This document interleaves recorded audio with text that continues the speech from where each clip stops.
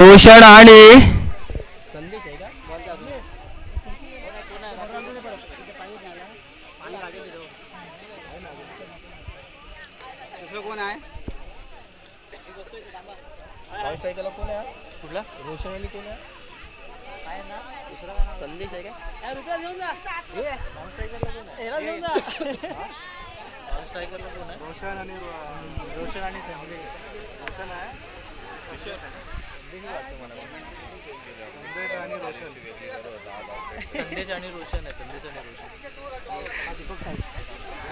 आणि त्वरित हा सामना चालू करायचा आहे. मला असं वाटतं पंचाने काहीसा थोडासा ब्रेक घेतला आहे 2 मिनिटांसाठी रुपी जवळ आणि मला असं वाटतं ड्रिंक्स ब्रेक झाला आहे. आणि इकडे यजमान संघाने सुंदर अशी सोय पाणी केलेली आहे ज्यूस वगैरे पंचांसाठी. आणि त्वरितच सामना चालू करायचा आहे मित्रांनो. जास्त वेळ देता येणार नाहीये. पाहूयात रोशन आणि संदेश कोपटकर वाडी संघातून सलामीवीर पोहोचलेले आहेत मैदानामध्ये. पाहूयात हा देखील यजमान संघ यजमान बी संघ. पाहूयात हे देखील सेमीफायनल फेरीमध्ये पोहोचतायत का.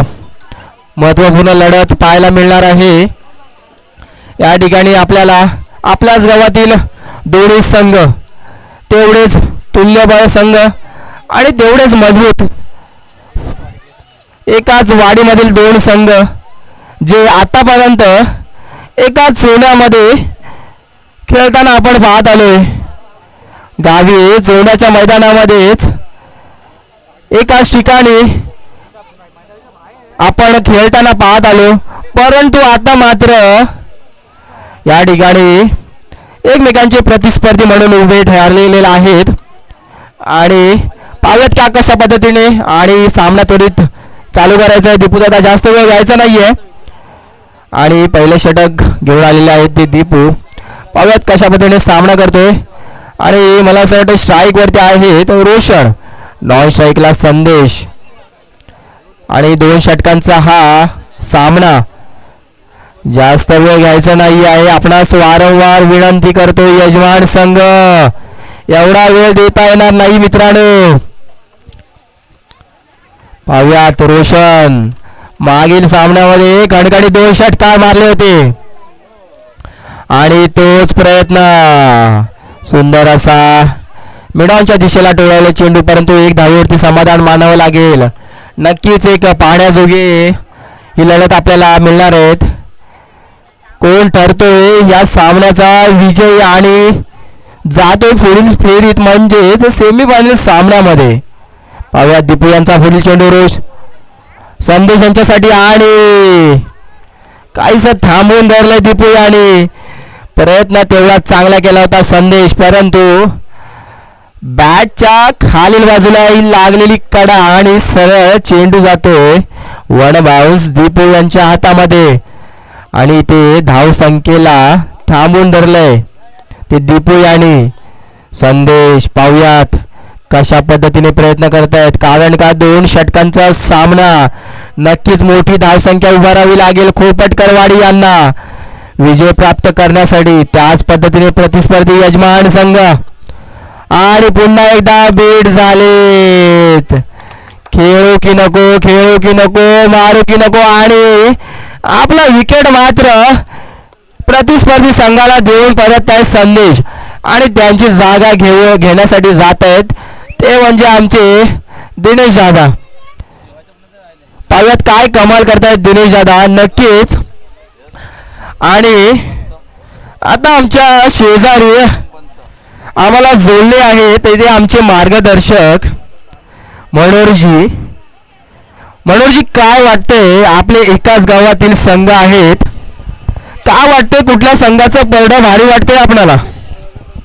नक्कीच या ठिकाणी आपण पाहतोय सकाळच्या 17पासून आता दुपारपर्यंत जर आपण पाहिलं तर एकाच गावातील 2 संघ आहेत म्हणजेच आपण ही मैत्रीपूर्ण लढत या ठिकाणी नक्कीच पाहायला मिळेल. आणि मैत्रीपूर्ण लढत असताना देखील आपण लहानपणापासून पाहिलं असेल की शाळेत असताना देखील अगदी आपल्या ग्रामीण ठिकाणी आपण आपल्या शेतामध्ये आपण खेळलेले आपल्या लाल मातीमध्ये खेळणारे आपण सर्व मुले आहोत.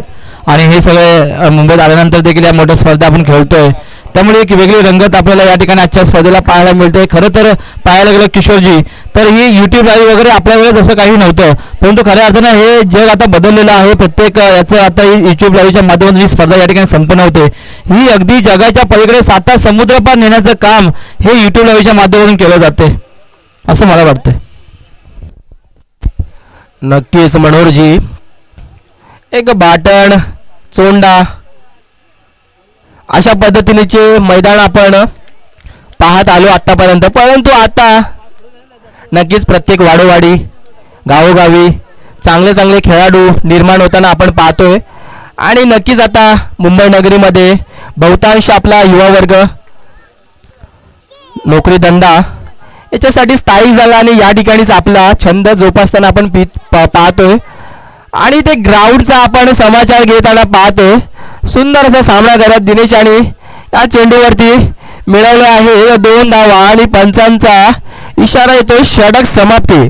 आणि 1 षटकाच्या समाप्तीनंतर धावसंख्या होते फक्त आणि सिंगल डिजिट, फक्त आणि फक्त 3 धावा. नक्कीच मनोहरजी चांगल्या पद्धतीने रोखून धरलाय खोपटकर वाडी संघाला. काय वाटतं, येईल का धावसंख्येचा डोंगर दुसऱ्या षटकामध्ये? नक्कीच मला आठवतं आता ज्यांनी गोलंदाजी केली होती दिपेशला आम्ही पाहिले लहानपणापासून, कारण मुलुंडमध्ये असताना देखील त्याच्याबरोबर आम्ही देखील खेळलेलो आहे. अगदी कालिदास मैदानामध्ये त्याला पाहिलेले आहे. नक्कीच मोठा अनुभव असलेला खेळाडू आहे आणि त्याचा अनुभव त्याच्या कामी येतोय, कारण प्रत्येक स्पर्धेला आम्ही पाहतोय तशाच पद्धतीने गोलंदाजी त्याने या स्पर्धेला देखील केली आहे. आणि या स्पर्धेला गोलंदाजी करत असताना देखील मला वाटतं महत्त्वाची भूमिका त्यांनी बजावली आणि फक्त 3 धावा दिल्यात. आता दुसऱ्या गोलंदाजी तेवढीच महत्त्वाची जबाबदारी असेल, परंतु या मैदानामध्ये खुलं मैदान आहे, या मैदानामध्ये कमीत कमी 2 षटकांमध्ये हे 25+ धावसंख्या या ठिकाणी करावी लागेल असं मला वाटतंय.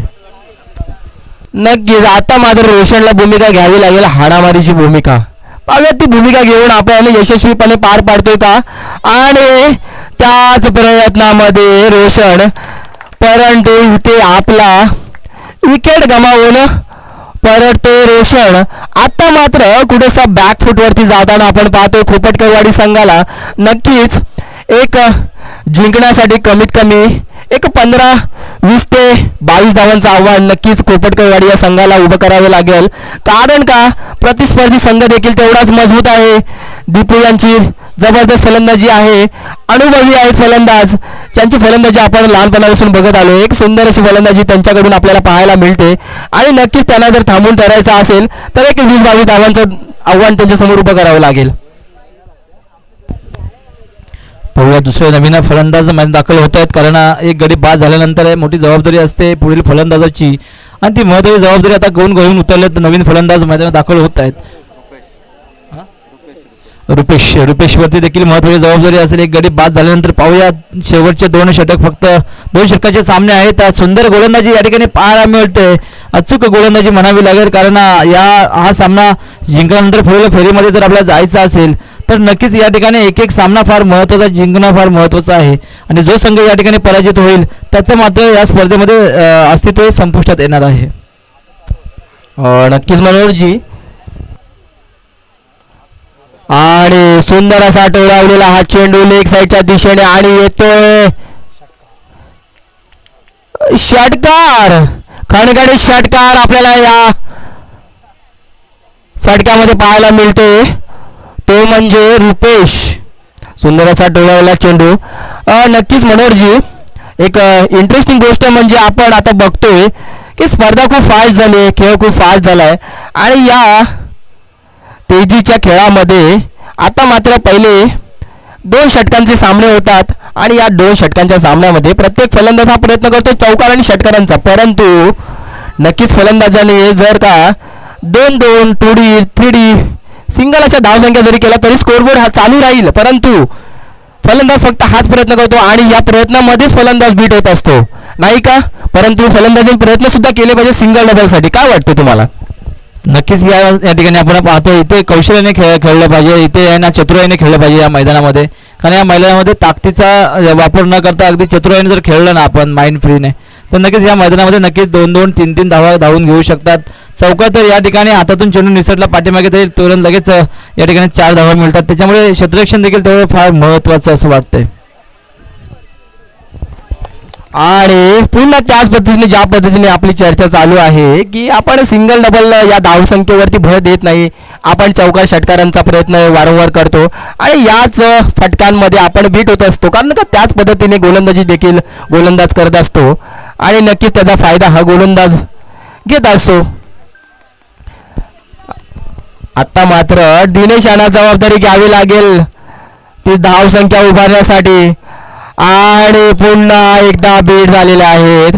आता मात्र आत्मघात करून येत आहेत दिनेश आणि शाईक वरती जातोय रुपेश. नक्कीच एक उत्तम फलंदाजी करतोय आणि मला असं वाटतंय षटक संपलं आहे इकडे या ठिकाणी आणि नक्कीच असफल ठरलंय. धावांचा डोंगर मात्र उभं करता आला नाहीये खोपटकरवाडी संघाला आणि स्कोरबोर्ड सांगतोय आपल्याला धाव संख्या झाले फक्त आणि फक्त 11 धावा आणि यजमान संघाला जिंकण्यासाठी गरज आहे ती म्हणजे 10 धावसंख्या मारली आहेत खोपटकरवाडी यांनी आणि जिंकण्यासाठी यजमान संघाला फक्त आणि फक्त 11 धावांचं आव्हान ठेवलंय. नक्कीच एक कमजोर आव्हान आहे मित्रांनो, परंतु क्रिकेट हा खेळ सुद्धा देखील तेवढाच इंटरेस्टिंग आहे.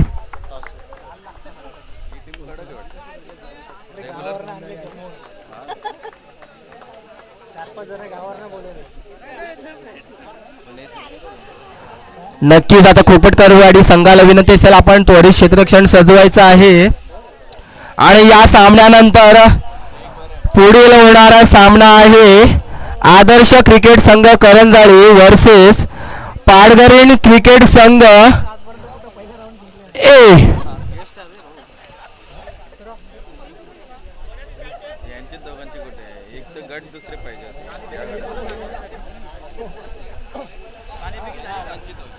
आणि या सामन्याच्या नाणेफेकीसाठी मी आदर्श क्रिकेट संघ करंजाळी आणि पाडगरीण संघाचे दोन्ही कर्णधार यांना विनंती करतो आपण लवकरात लवकर टॉस बॉक्स कडे संपर्क साधायचा आहे आणि नाणेफेकीचा कौल घ्यायचा आहे.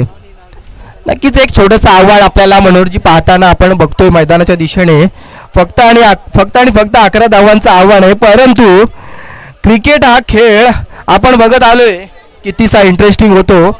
एक 10 धावसंख्या देखील डिपेंड करताना आपण बघत आलोय, कारण का गोलंदाजी आणि क्षेत्ररक्षण जर चांगल्या पद्धतीने झालं तर नक्कीच करू शकेल का डिफेंड खोपटकरवाडी, काय वाटतंय तुम्हाला? नक्कीच, परंतु मला वाटतंय की या मैदानामध्ये 10 धावा खूप कमी आहेत नक्कीच, परंतु गोलंदाजीवरती या ठिकाणी फुल भर द्यावा लागेल आणि गोलंदाजी तसे त्याच पद्धतीचे ताकदीचे गोलंदाजी असतील तर नक्कीच या ठिकाणी रोखून ठेवतील. परंतु यांचे फलंदाज देखील पाहिले ना तर दीपेश सारखे चांगले फलंदाज या संघामध्ये आम्ही पाहिले, तर नक्कीच मला वाटतं दीपेश हा अगदी कमी वेळात मॅच संपून येईल असं मला वाटतंय. नक्कीच दीपू प्रयत्न करेल की पहिल्या षटकामध्ये गेम फिनिश करण्याचा, कारण का यजमान संघ आहे त्यांना देखील घाई आहेत, सामने लवकरात लवकर संपवायचे आणि नक्कीच त्याच प्रयत्नाने त्याच हेतूने गेला आहे मैदानावरती दीपू आणि संतोष. आदर्श करंजाळीचे कर्णधार या ठिकाणी टॉस बॉक्स कडे आलेले आहेत. पाडगरीण संघ ए कर्णधार आपला प्रतिस्पर्धी कर्णधार या ठिकाणी पोहोचला आहे, मात्र यजमान संघ विशाल वारंवार आपल्याला कॉल देण्यात येत आहे आणि 4 कॉल नंतर विशाल मात्र इकडे टॉस बॉक्स कडे आपल्याला दिसतोय. पाहूयात नाणेफेकीचा कौल कोणाच्या दिशेने जातोय. महत्वपूर्ण लढत आहे, कारण का या लढतीमध्ये जो विजय प्राप्त करेल तो मात्र नक्की सेमीफायनल मध्ये प्रवेश करेल आणि मान्यवरांच्या हस्ते हा घेतलेला नाणेफेकीचा कौल जातोय यजमान संघाच्या दिशेने आणि पाहूयात यजमान संघ काय निर्णय घेत आहेत. आणि विशाल मात्र यांना घाई लागले, हे मागील 2 सामन्यामध्ये मला फलंदाजी भेटली नाही, आता मात्र मी पहिली फलंदाजी करणार. आणि पाहूयात काय कमाल करतायत का, नुसतं बोलतायत की कमाल करतायत. नक्कीच पाण्याजोगे असेल विशाल, खूप साऱ्या शुभेच्छा. आणि जाऊयात मैदानाच्या दिशेने दीपू. पाहूयात पहिलं षटक घेऊन येतोय श्रीकांत. आणि ज्या पद्धतीने मी सांगितलं की नक्कीच हे यजमान संघाला घाई आहे. त्यांना आपली जबाबदारी माहिती आहे. दीपू यांना आपली जबाबदारी माहिती आहे की वेळेत आपले सामने खेळवायचे आहेत. त्यामुळे पहिल्या षटकामध्ये गेम फिनिश करण्याचा प्रयत्न आणि त्या प्रयत्नात यश देखील. आणि पहिल्या चेंडूवरती खरपूस समाचार घेतोय दीपेश आणि सुंदर षटकार. पुढील चेंडू आणि सुंदर असा कव्हर ड्राईव्ह करताना दीपू आणि नक्कीच षटकार नंतर येतोय खणखणीत चौकार. आणि आता मात्र संघाला जिंकण्यासाठी पाहिजे त्या मात्र एक धावा. किशोरजी बघितलात माझा कॉन्फिडन्स बघितलात का? कारण समायोजन कक्षातून ज्यावेळेस दरवेळेस आम्ही याकडे पाहतो ना ते प्रत्येक प्लेअरला ओळखतो आम्ही आणि तोच प्लेअर म्हणजे दीपेश. आणि दीपेशला मी सांगितलं होतं की दीपेश हा मला वाटतंय 3 चेंडूंमध्ये गेम संपूर्ण येईल मागे मी सांगितलं होतं आणि त्याने ते सेल केलेलं आहे. नक्कीच तुमचा मनोहरजी आपला शब्द सार्थ ठरवलाय दीपेशाने आणि 3 चेंडूमध्ये हा सामना खल्लास केला आहे. सुंदर असे 2 षटकार आणि चौकाराच्या मदतीने सामना विजय प्राप्त करतो यजमान संघ. खूप खूप शुभेच्छा आपल्या पुढील सामन्यासाठी आणि तेवढंच कौतुक देखील कोपटकरवाडी या संघाचं देखील. आणि मित्रांनो त्वरित आपण पुढील सामना चालू करायचा आहे. आदर्श ज्यांचं व्यक्तिमत्व आदर्श म्हणून